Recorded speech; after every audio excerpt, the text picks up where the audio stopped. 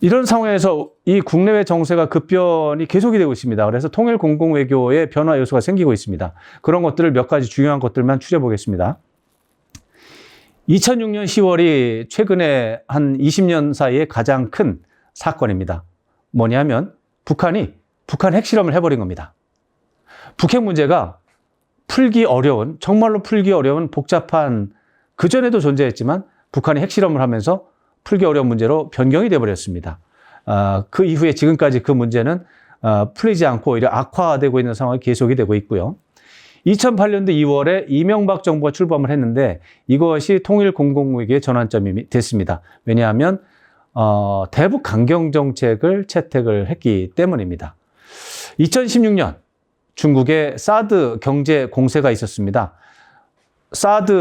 북한의 핵 미사일 위협에 대응을 해서 미국으로부터 북한 미사일을 방어할 수 있는 요격 미사일 시스템이 사드 미사일 요격 시스템인데, 그것을 한국에 이제 한반도에 배치하는 문제를 놓고 중국이 반발을 하면서 한중 관계가 냉각이 되고, 급기야 중국이 한국에 대해서 경제적으로 통상적으로 공격을 하는 일이 벌어졌습니다. 우리 기업의 엄청나게 많은 기업들과 또 특정 기업은 기업이 망할 정도로 망하는 수준에 이를 정도로 큰 손해를 봤습니다. 지금도 중국의 사드 공세는 완전히 해소되지 않았기 때문에 한중 관계는 일정 부분 긴장 관계가 계속되고 있습니다. 2016년에 또 다른 일이 벌어졌는데요. 세계적으로 4차 산업혁명이 핵심적인 화두로 등장합니다. 4차 산업혁명은 경제 문제, 기술 문제니까 외교와 별로 관계없을 것이다. 그게 아닙니다. 결국 외교는 우리 기업인들이 돈을 많이 벌는데 도움이 되는 쪽으로 일을 하는 게 외교의 핵심적인 목표 중에 하나입니다. 근데 기업인들이 어떻게 하면 돈을 잘 벌겠느냐? 국제 무대에서 좋은 기술을 가질수록 부가가치가 높기 때문에 좋은 기술을 가지고 있느냐 없느냐가 특히 선진국 사회에서는 핵심적인 변수가 되거든요.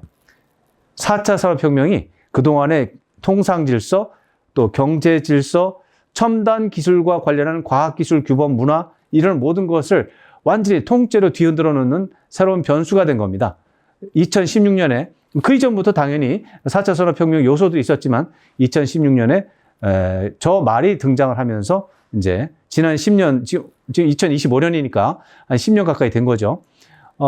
우리 국제사회의 중요한 화두가 된 것입니다. 2018년에 또 다른 국제적으로 중요한 일이 벌어집니다. 미중 전략 경쟁입니다. 미국과 중국이 초강대국입니다. 미국도 그렇고 중국도 그렇고 3위하고 경제 규모 차이가 너무 나기 때문에 독일이든 일본이든 영국, 프랑스, 우리나라도 제법 경제 규모가 크지만 미국, 중국과는 사이즈가 다릅니다. 사이즈가 달라요. 그런데 그 사이즈가 다른 초강대국 미국과 중국이 으르렁대면서 전략 경쟁을 시작한 겁니다. 그렇게 하니까 그 미국과도 교류해야 되고 또 중국과도 협력해야 되는 나머지 나라들이 모두가 힘든 상황이 벌어진 거죠. 이게 미중 전략 경쟁인데 2018년 7월에 시작이 됐습니다. 결국에는 그것 때문에 한중 관계도 냉각이 될 수밖에 없었습니다. 2021년에 중요한 일이 또 일어납니다. 정말 대한민국이 50년 전에는 약소국 중에 약소국이었습니다. 전 세계에서 가장 가난한 나라 중에 한국이 있었습니다. 이 나라가 2021년에 드디어 선진국으로, 후진국 지나서 후발개도국, 선발개도국 지나서 선진국으로 분류가 다시 바뀌었습니다. 전 세계에서 이런 나라는 대한민국이 최초고 유일하고 앞으로도 이런 일은 없을 것 같습니다. 그래서 선진국이 됐으니까 좋아요? 좋죠. 그러나 선진국이 되면 의무가 달라집니다. 그래서 그런 부분에 대해서 고민이 좀 필요한 거고요. 2022년 2월에 러시아가 우크라이나 침략을 하면서 이제 러우 전쟁이 생겼고, 2022년 5월에 윤석열 정부가 출범을 했습니다. 이것이 대외 정책에 영향을 줍니다. 왜? 윤석열 정부는 보수 진영에서 나왔죠. 보수 진영은 대북 강경 정책을 선호합니다. 그러니까 대북 대결 정책이 다시 부활을 한 것이죠. 그 다음에 2024년 1월에 김정은 북한 국무위원장은 남북 관계를 동족의 관계가 아니라 교전 중인 두 국가로 규정을 해버렸습니다. 그리고 2024년 12월 윤석열 대통령이 계엄 선포를 했는데 이것이 국내외에 엄청난 타격을 주고 우리나라의 이미지가 이제 위기에 빠진 상황이 됐습니다. 또 몇 달 전이죠. 2025년 1월 미국에서 드디어 트럼프 행정부 제2기가 출범을 했습니다. 이런 것들이 우리 외교 정책 전반에 영향을 주고 당연히 통일 공공 외교에도 영향을 주는 요소가 되겠습니다. 가장 중요한 것, 북핵 문제입니다. 이 북핵 문제는 미사일을 포함하기 때문에 북핵과 관련해서 핵무기 사진보다는 이 미사일 사진이 더 어떻게 보면 극적인 장면이 되겠습니다. 북핵 문제 악화됐습니다. 원래 1993년 3월에 시작이 된 건데 94년 10월에 잠깐 봉합이 됐었습니다. 이것이 2002년도 10월에 급격히 나빠졌다가 2005년 9월에 다시 또 좋아지는 상황이 벌어졌다가 아까 말씀드린 대로 2006년 10월에 북한이 핵실험을 하면서 질적으로 양적으로 돌이키기 어려운 상황으로 들어왔고요. 그 이후에도 북핵 문제 해결을 위한 긍정적인 부분들이 있었긴 하지만 그러나 현재까지 해결의 물꼬를 트지를 못하고 있습니다. 2018년 4월과 6월 한 남북 정상회담과 북미 정상회담을 통해서 분위기 개선이 좀 이루어지는 상황이 있었는데 2019년 2월 하노이 북미 정상 하노이에서 트럼프, 김정은 협상을 벌였는데 실패했습니다. 결렬이 되는 바람에 북핵 문제가 오히려 악화가 되는 상황이 됐고요. 더군다나 2024년 6월 작년의 일입니다. 2024년 6월에 북한과 러시아가 동반자 조약, 말로만 동반자고 실제로는 동맹 조약입니다. 동맹 조약을 맺으면서 대북 경제 제재가 무력화됩니다. 대북 경제 제재 왜 합니까? 북한이 국제사회의 규범을 어기고 핵무기를 개발하기 때문에 거기에 대한 제재를 하는 겁니다. 이 부분이 무력화되는 겁니다. 왜? 러시아가 북한을 경제적으로 도와주니까. 북한의 경제 규모가 아주 작거든요. 우리 한국의 경우는 1인당 국민소득이 36,000달러, 37,000달러 하는데 북한은 1인당 소득이 1,000달러에서 1,500달러 사이입니다. 비교가 되지 않을 정도로 경제 규모가 작습니다. 그렇기 때문에 러시아와의 소규모 경제 교류와 지원만으로도 그리고 러시아가 대북 경제 제재에서 이탈하는 것만으로도 북한은 상당한 도움을 얻을 수 있는 것입니다. 그러니까 북핵 문제 해결 가능성이 적어지는 거죠. 북핵 문제를 해결하기 위해서 북한을 경제로 압박을 하면 북한이 힘들어서 핵 문제에 대해서 좀 포기하고 비핵화로 나가겠다. 이런 상황을 바라고서 경제 제재를 했는데 한쪽에서 계속해서 북한과 경제 교류를 하면 북한은 핵무기 개발을 포기할 이유가 없습니다. 그래서 북한에 대한 혐오감 증대 또 해결 기대감이 감소가 되는 상황이 벌어진 겁니다. 4차 산업혁명에 대해서 좀 말씀드리겠습니다.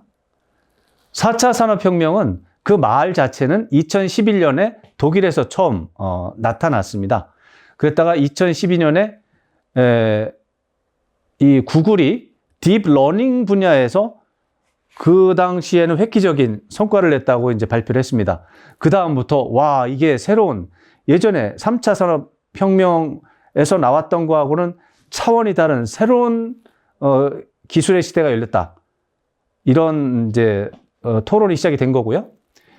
2013년에 아마존, 구글, IBM에서는 빅데이터가 이제 상용화되고 이제 2016년 1월 다보스 포럼이라고 스위스에서 세계적인 지식인들이 한 자리에 모여서 이제 세계의 미래를 이제 같이 토론하는 게 다보스 포럼인데 거기에 주요 화두가 바로 4차 산업혁명이었습니다. 그 이후로 4차 산업혁명이 이제 그야말로 전 세계적인 집중적인 관심사가 된 거고요. 그렇게 하고서 2016년 3월에 알파고와 이세돌, 한국의 이세돌 구단이 바둑을 두는 이벤트가 열렸습니다. 이때에 바둑이 열리기, 이제 대회가 열리기 전까지 사람들이 반반이었어요. 이세돌이 이길 거다. 아무리 컴퓨터가 위대한 발전을 해도 사람을 이길 수 없다. 바둑은 수가 너무나 많기 때문에. 근데 기술을 연구하는 사람들은 아니다. 알파고가 이긴다. 이미 사전에 다른 사람들하고 좀 시합을 좀 해봤고, 자기네들이 가지고 있는 데이터에 따르면 이세돌 구단이 아무리 위대해도 알파고를 이길 수 없다. 이런 의견이 마주쳤는데 실제로 경기를 했습니다. 그랬더니 상상을 초월할 정도로 알파고가 셌습니다.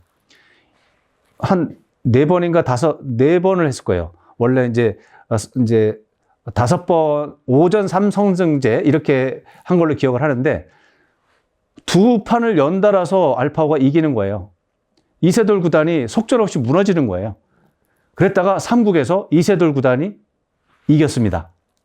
그래서 그러면 4국, 5국 모른다 했는데 그렇지 않았습니다. 4국에서 역시 이제 예상대로 알파고가 1차전과 2차전에서 워낙에 월등한 모습을 보였기 때문에 압도적인 모습을 보였기 때문에 오히려 3국에서 이세돌 구단이 이긴 그것이 위대하다 이렇게 평가를 받았고, 지금도 인간이 바둑으로 컴퓨터를 이긴 것은 2016년 3월 이세돌 구단이 마지막일 것이다. 그런 이야기가 남았는데 아마 제가 알기로는 그런 걸로 알고 있습니다. 이제는 인간이 컴퓨터 바둑을 이긴다는 거는 상상하지 않는 걸로 되어 있습니다. 그래서 4차 산업혁명이 엄청나게 유명해진 겁니다. 이런 분위기에 영향을 받아서 2017년에 한국도 4차 산업혁명위원회가 설치가 됐고요. 2018년에 5세대 통신이 상용화가 되고 2020년에 코로나19가 만연을 했는데 그게 한 3년 갔잖아요. 2년, 3년 갔잖아요. 이때 비대면 기술이 확산되면서 4차 산업혁명의 다양한 요소들이 막 상용화되기 시작하는 상황이 벌어지고요. 드디어 2022년 챗 GPT가 등장합니다. 지금 많은 사람들이 챗 GPT를 사용하고 계시죠. 저도 도움을 많이 받습니다. 저 자료 마련할 때도 챗 GPT를 많이 사용했습니다. 4차 산업혁명의 일지를 좀 모아줘라고 이렇게 하면은 제가 혼자서 하면은 1시간, 2시간 이상 책을 보면서 다시 했을 거예요. 근데 챗 GPT는 30초 안 걸립니다. 네, 연보를 쫙 해줍니다. 다만 이제 챗 GPT가 희한하게 가끔씩 제가 생각할 때 10% 정도 잘못된 정보를 줍니다. 잘못된 정보를 주면서 태연하게 그냥 줍니다. 조심하셔야 됩니다. 챗 GPT는 원래 그렇게 입력이 됐다고 하더라고요. 챗 GPT는 진실이다 아니다에 대한 그런 판단이 아니고 아예 공부를 하는 과정에서 아마 입력된 정보라든가 이런 것들 자체에서 문제가 있는 모양이에요. 그래서 한 10% 정도 사람마다 다를 겁니다. 잘못된 정보를 전해주는 때가 있으니까 그런 것들은 각자 사용자들이 알아서 판단할 문제가 되겠습니다. 어쨌거나 제가 4차 산업혁명이든 외교사 연보를 집중적으로 공부하는 사람인데 제가 이 연보를 따져도 한 1시간 정도 걸릴 일을 챗 GPT는 30초 안에 바로 일단 해줍니다. 제가 그걸 가지고 검증하면은 한 3, 4분이면 또 검증이 됩니다. 그래서 저는 1시간, 2시간짜리 일을 5분 안에 해결을 할 수 있는 거죠. 그러니까 엄청난 비서가 생기는 겁니다. 근본이 다르죠. 그 전하고 지금하고는요. 4차 산업혁명 본격 진행으로 국제 질서가 달라집니다. 국가 서열화가 뒤바뀔 수 있습니다. 우리나라가 3차 산업혁명에서 뒤져서 오늘날 100년 전에 나라를 잃고 고생을 했죠. 지금 이제 우리나라가 부자 나라가 됐고 선진국이 됐는데 4차 산업혁명에서만큼은 우리가 미국, 중국은 너무 규모가 커서 모르겠지만 최소한 3등은 해야 되겠다. 전 세계에서 이런 생각을 하고 있고요. 그러기 위해서 온 국가가 국민이 또 노력을 해야 되는 상황입니다. 다음으로는 미중 전략 경쟁입니다. 이 미중 전략 경쟁이 지금 세상을 뒤흔들어 놓고 있는 가장 중요한 변수 중에 하나인데요. 이 미중 전략 경쟁의 시작은 오래 가면은 1970년대까지 갈 수 있는데 최근 역사를 보면 2008년이 중요합니다. 2008년 9월에 미국에서 엄청나게 큰 은행 리먼 브러더스가 파산을 합니다. 상상할 수 없는 일이 벌어졌습니다. 그러면서 미국만이 아니라 세계 금융에서 큰 이제 문제가 발생했죠. 그래서 미국이 이걸 감당하기 어려워서 전 세계 다른 나라에 도움을 요청하고 막 그러는데 결국 2009년 11월에 중국을 방문해서 그 당시 오바마 대통령이죠. 중국을 방문해서 도와달라고 절을 하면서 요청을 합니다. 원래 미국 사람들은 고개를 안 숙이잖아요. 악수하잖아요. 근데 후진타오 주석이었는데 후진타오 주석에게 좀 부탁하는 그런 것을 재미있게 표현하기 위해서 오바마 대통령이 90도 폴더 인사를 한 겁니다. 그게 사진에 잡혀서 중국에게 절하는 초강대국 미국, 비굴해진 미국, 이런 식의 이제 설명이 붙은 거죠. 이것이 그 사진이 준 영향이 엄청났습니다. 미국 사람들은 미국 사람들대로 아니 초강대국 미국 대통령이 어떻게 중국에게 고개를 숙이는가. 또 중국에서는 또 우리가 가난한 나라에서 열심히 돈을 벌려고 노력을 했는데 알고 보니 미국이 우리한테 도움을 요청하네? 그리고 우리가 도와줘서 금융위기가 해결이 됐네? 자신감 뿜뿜이네. 이렇게 된 겁니다. 이것이 국제 질서를 움직이는 어떻게 보면 배경이 된 겁니다. 2012년 11월 중국의 공산당 총서기가 이제 바뀌는 게 중요하죠. 새로운 공산당 총서기 시진핑 총서기가 취임했는데 중국몽이라고 하는 슬로건을 제시합니다. 중국이 과거에 위대한 나라였는데 지금은 위대한 나라가 아니라서 안타깝다. 그러나 시진핑 주석의 지도력 아래 중국이 다시 옛날처럼 위대한 나라가 될 것이다. 황제의 나라가 때 우리가 누렸던 그런 영광을 누릴 것이다. 중국몽입니다. 그러한 이미지를 국민들에게 심어줬죠. 그랬더니 국제사회에서 중국에 대해서 아이고야, 그러면은 중국이 패권 국가가 돼서 옛날에 중국 황제가 하던 것처럼 주변 나라들을 때리겠네. 그건 안 되지. 해서 중국 견제론이 시작이 되는 겁니다. 그게 2012년부터 14년에 이루어지고 있는 일이었어요. 그러한 중국에 대한 부정적인 이미지가 퍼지면서 2016년 11월에 트럼프 대통령이 당선이 됩니다. 트럼프는 미국이 아주 엄청난 강대국이었고 멋있는 나라였는데 지금은 시원찮은 나라가 됐다. 왜 그래? 중국산 저가 상품 그리고 중국의 불공정 관행 때문에 미국의 기업인들이 손해를 봐. 중국 때문이지. 중국을 때려야 돼. 라는 이런 화두를 던진 겁니다. 중남미에서 들어오는 불법 이민자들 그것도 얘기를 하지만 중국에 대해서도 중국 때문에 미국이 허약한 나라가 됐다. 이렇게 주장을 한 거죠. 그러다가 결국 2018년 7월에 트럼프 대통령은 중국산 제품에 갑자기 25%의 관세를 부과하면서 거기에 대해서 중국도 똑같이 25% 관세를 매겼습니다. 맞관세를 핀 거죠. 무역전쟁이 개시가 됐습니다. 이것이 미중 전략 경쟁의 시작입니다. 미중 전략 경쟁이 지금도 계속되고 있습니다. 그러니까 전 세계 다른 나라들은 두 나라가 다 압박을 하는 거예요. 미국 편을 들래, 중국 편을 들래, 막 이런 식으로 압박을 하는 거예요. 그러니까, 아이고야, 이거 둘 다 하고 통상 교류를 해야 되는데, 이거 너무 힘들다. 둘이 좀 협력하면 좋겠는데, 그럴 가능성은 없고, 이러한 딜레마에 빠져 있는 상황입니다. 여기에 또 다른 외교와 관련한 중대한 변수가 발생합니다. 대한민국이 아까 말씀드린 대로 선진국으로 들어서 버린 겁니다. 1인당 국민 소득이 G7 레벨로 올라가 버렸어요. 이탈리아, 스페인, 포르투갈, 예전에는 그리스 이런 나라들이 다 우리나라보다 선진국이었습니다. 근데 이탈리아마저 제쳐버리는 일이 벌어지고 프랑스, 영국도 머지않다. 뭐 이런 거죠. 사실 일본은 1인당 개인소득으로 보면 제쳤잖아요. 한국이 선진국에 가입을 한 겁니다. 한국은 1961년부터 96년까지 35년 동안 연평균 경제성장률이 7.8%였습니다. 인류 역사상 이런 사례가 없었습니다. 이것을 보고 중국이 각성해서 1978년부터 개혁 개방을 시작을 해서 중국도 비슷한 경제성장을 한 역사가 있습니다. 그러나 중국보다 대한민국은 훨씬 더 어려운 상황에서 훨씬 더 오래 전에 시작을 했습니다. 그런 점에서 대한민국의 경제 발전 역사는 세계적으로 당연히 주목을 받아야 되는 그런 성과가 되겠습니다. 그 결과 1996년에 OECD 회원국이 됐는데요. OECD 회원국이 되면 선진국으로 일단 인정을 받습니다. 그러나 96년까지만 해도 우리나라가 국민소득이 좀 낮아서 어느 나라도 우리를 선진국이라고 하지는 않았습니다. 그 와중에 97년에 IMF 외환 위기가 와가지고 나라가 그냥 고꾸라졌죠. 그랬다가 다시 1년 만에 김대중 정부가 출범하면서 1년 만에 외환위기 극복을 하는 기적적인 성과를 냅니다. 드디어 그런 추세로 가다가 2009년이 되면 OECD 중에서도 DAC라고 하는 게 있어요. 개발 공여국. DAC면 이제 Development Assistance Committee 이 정도가 될 텐데 OECD 안에서도 개발 공연, 다른 나라를 자금 지원을 해주는 그런 나라 클럽에 가입이 된 거예요. 그러니까 이거는 뭐 빼도 박도 못하는 선진국이라고 볼 수 있고요.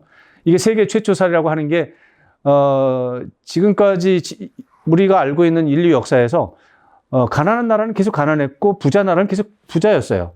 그러니까 가난한 나라는 계속 부자 나라한테 돈을 받았단 말이에요. 그런 사이클에 예외가 된 건 우리가 최초라는 거죠. 우리나라는 오랫동안 부자 나라로부터 돈을 받았다가 이제는 안 받고 주는 나라로 바뀐 겁니다. 그게 2009년의 일이었습니다. 2010년 한국이 G20 정상회의 개최했고요. 2021년 7월에 드디어 UN 운크타드라고 하는 조직에서 한국을 공식적으로 이렇게 이제 바꿔놨습니다. 선진국으로 분류가 변경이 됐고요. 또 2021년 10월에 IMF 보고서에서 한국은 당연히 선진국이 됐습니다. 그러니까 아까 말씀드린 것처럼 선진국이 됐으니까 잔치를 해야지. 이거 아니거든요. 그거 아니고요. 선진국이 되면 인류가 공동으로 대응해야 되는 세계적인 현안이 많습니다. 전 세계적으로 전염병이 만연한데 가난한 나라에서는 그것을 해결할 수 있는 방법이 없어요. 또 세계적으로 가난한 나라에서는 사람들이 굶어서 죽어가는 사례가 너무 많아요. 그러다 보면은 살기 위해서 주변으로 막 퍼져나가고 해서 주변국들이 어려움을 겪기도 하고 그 과정 속에서 사람들이 뭐 죽고 질병이 생기고 하거든요. 그런 것들을 선진국들이 돈을 내 가지고 가난하고 어려운 사람들을 도와주는 기금을 모아서 도와줘야 되거든요. 그때 돈을 내야 됩니다. 선진국이 되면. 그렇게 됐다는 점도 이해를 해야 돼요. 한국 기여도 확대가 이제 필요한 상황이 됐다 이거죠. 이것은 휴전선 일대입니다. 북한이 담을 쌓고 있습니다. 남한과 관계를 끊어버리겠다. 남한과는 절대로 소통하지 않겠다. 그런 생각으로 지금 벽을 쌓고 있습니다. 김정은이 적대적 두 국가론인데요. 사실 남과 북은 서로가 주고받고 하는 관계입니다. 그러다 보니까 우리가 험한 말을 하면 북한도 험한 말을 하고 그러면 또 우리도 더 험한 말을 하고 이런 관계가 계속이 되고 있는데 쭉 연보를 적어놨습니다. 22년 1월에 윤석열 대선 후보 그 당시에 북한에 대해서 선제 타격이 답이다 이렇게 말한 적이 있는데 이거에 대해서 또 22년 4월에 이제 대통령 당선 이후죠. 북한이 우리의 주적이다 이렇게 말한 적도 있습니다. 이거에 대해서 북한이 반응하죠. 22년 9월입니다. 핵 선제 공격. 대통령 후보 아니면 대통령 당선인이 주적, 선제 공격 이런 말을 하니까 북한은 핵 선제 공격을 한다고 10배, 100배에 이제 맞대응을 하죠. 23년 1월 윤 대통령 사실상 흡수통일 추구 의사를 표명을 합니다. 주요 연설을 했죠. 그러니까 이제 이 23년 그리고 이제 통일부에서는 23년 8월에 남북 교류 협력 조직을 이제 해체하는 그런 일이 생겼어요. 그러니까 2024년 1월 북한 최고인민회의는 남북 대화 협력 기구를 또 폐지합니다. 서로가 이제 주고받는 거죠. 너도 해? 그럼 나도 하지. 이런 식으로 가는 거죠. 23년 11월에는 남쪽이 군사합의를 일부 이제 효력을 정지하겠다 이렇게 발표를 합니다. 그러니까 다음날 북한이 군사합의 전면 철회 딱 발표하죠. 이쪽에서 돌 하나 던지면 저쪽에서 돌 10개가 날라오고 저쪽에서 돌 10개가 날라오면 이쪽에 돌 100개를 또 던져야 됩니다. 가슴 아픈 얘기죠. 23년 12월 북한 전원회의 남북관계를 적대적 두 국가로 규정을 결국 했고요. 통일 평화 문구도 삭제하라고 지시를 합니다. 이런 악순환이 계속이 되는 거죠. 이렇게 돼 남과 북이 강경 정책으로 맞대결을 하면 결론은 하나밖에 없습니다. 한반도의 긴장이 꾸준하게 고조가 돼서 국가 이미지가 나빠지고 불안감이 커지면서 한국에 대한 투자가 줄어듭니다. 북한은 어차피 손해가 없어요. 거기에다가 투자하는 나라는 예전부터 없었습니다. 남쪽만 손해예요. 이런 사정을 보기 때문에 좀 기분 나빠도 남북 관계는 평화적으로 잘 관리하는 것이 우리의 이익에 부합한다. 이렇게 말을 하는 것입니다. 자, 북한군이 러시아 파병됐습니다. 쿠르스크에 배치가 됐는데 지난해 10월 정도부터 이렇게 됐다는 정보를 국가정보원이 얘기하고 있습니다. 러우 전쟁과 한반도 22년도 2월에 러시아가 우크라이나 침공을 개시를 했습니다.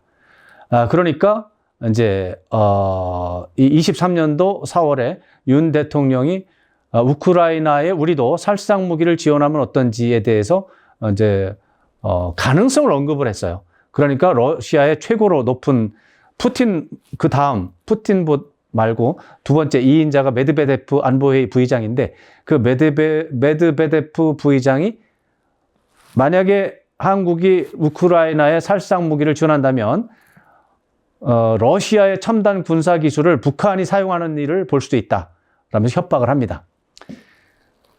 이게 다 연결이 되어 있기 때문에 우리가 시원하게 누구를 비난하면은 저쪽은 3배, 10배로 돌아온다는 거 외교할 때 꼭 알아야 됩니다. 혼자만 있는 게 아니에요. 상대도 욕을 할 수 있습니다. 그러니까 내가 욕을 할 때 각오를 해야 됩니다. 이런 부분에서 외교적으로 좀 신중한 태도가 정말 필요하다고 생각하죠. 23년도 7월 윤 대통령이 우크라이나를 방문해서 사즉생, 생즉사의 정신으로 우크라이나와 한편이 되겠다. 이제 우크라이나와 협력하겠다 이렇게 말을 했어요. 사즉생, 생즉사. 그 상대편이 누구죠? 러시아입니다. 러시아는 우리나라와 어떤 관계죠? 지금은 전쟁이니까 어렵지만 결국에는 또 협력도 해야 되는 그런 관계입니다. 그런데 사즉생의 정신으로 우크라이나와 협력하면 러시아가 싫어하겠죠. 그래서 외교 메시지로서 이런 발언은 하지 않는 게 더 좋다고 하는 겁니다. 안 해도 되잖아요. 근데 이제 했죠. 역시 후과가 나타났습니다. 7월 15일에 그런 발언을 하니까 7월 25일 러시아 국방장관이 평양에 가서 김정은 국방위원장과 웃으면서 사진을 찍습니다. 그리고 9월에 2개월 뒤에는 김정은과 푸틴이 정상회담을 진행하고요. 서로 협력하겠다고 약속을 합니다. 24년도 1월에 윤 대통령이 북한에 대해서 비판을 했는데 갑자기 러시아 외무부가 북한 편을 들면서 매우 편향된 발언이라고 비난을 합니다. 원래 국가 간 외교에서 외무부 대변인하고 남의 나라 대통령은 레벨이 너무 다르기 때문에 언급하면 안 됩니다. 언급의 대상이 아니거든요. 근데 이건 외교적으로 엄청난 결례입니다. 외무부의 대변인이 감히 다른 나라 대통령을 비난하다니. 근데 그렇게 했어요. 러시아가 한국을 우습게 보고 있다는 뜻입니다. 안타깝습니다. 그렇게 돼서는 안 되는데요. 24년 6월에 북한과 러시아가 드디어 포괄적 동반자 협정을 체결했는데 말로만 동반자 협정이지 실제로는 동맹조약입니다. 서로 다른 나라의 침공을 받으면 도와주기로 약속을 한 겁니다. 아마도 북한군이 쿠르스크에 파견된 게 정말 사실이라면 그것은 저 동반자 협정에 따른 것일 겁니다. 만약에 저 동반자 협정이 체결이 되지 않았다면 북한군이 러시아에 가지 않았을 겁니다. 또 조금 더 들어가서 윤 대통령이 우크라이나를 방문해서 사직생 발언 안 했다면 세르게이 쇼이구 국방장관이 평양에 가지 않았을 수도 있습니다. 그러면은 북러 정상회담이 이루어지지 않을 수도 있었죠. 이런 것들을 감안하면 외교에서는 신중한 발언 굉장히 중요하다. 이런 것들을 알 수 있습니다. 24년 10월에 북한이 러시아에 병력을 파견했다는 보도가 나왔습니다. 북한군 러시아 파견 또 북러 동맹조약 체결로 북핵 관련 대북 경제 제재가 사실상 무력화되어 있는 상태입니다. 그리고 한러 관계 회복에 장애물이 조성된 상태입니다. 윤석열 대통령 체포영장 집행하는 장면이죠. 해서 지금 구치소로 수감되기 직전의 모습입니다. 윤석열 대통령 내란 사태 24년도 12월 3일 비상계엄을 선포하죠.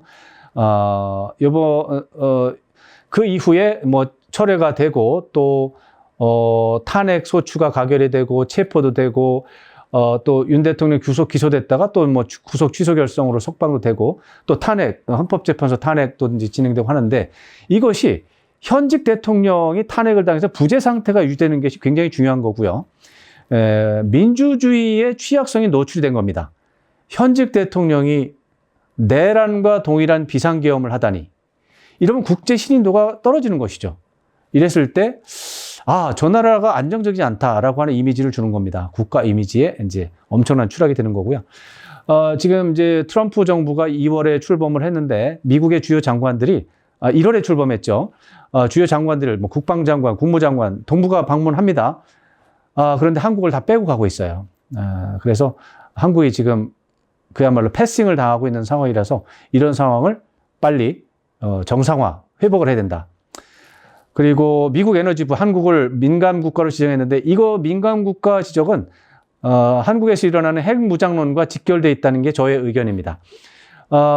뭐 외교부에서는 핵무장론이나 이런 거가 아니고 이제 보안 문제에 따른 이제 뭐 조치라고 하는데 보안 문제라고 하는 것은 촉발 요인이고 보안 문제가 발생해서 정책적으로 고려를 하면 민간 국가로 지정을 하게 되는 이런 경로가 있기 때문에 안타깝게도 미국과 한국 간에 한국과 미국 간에 지금 소통이 잘 안 되고 있고 신뢰가 상당히 떨어진 상태라는 점 그리고 그런 신뢰 상실의 중요한 요소가 한국에서 일어나는 핵무장론 이런 것이 있다는 점 알 필요가 있겠습니다.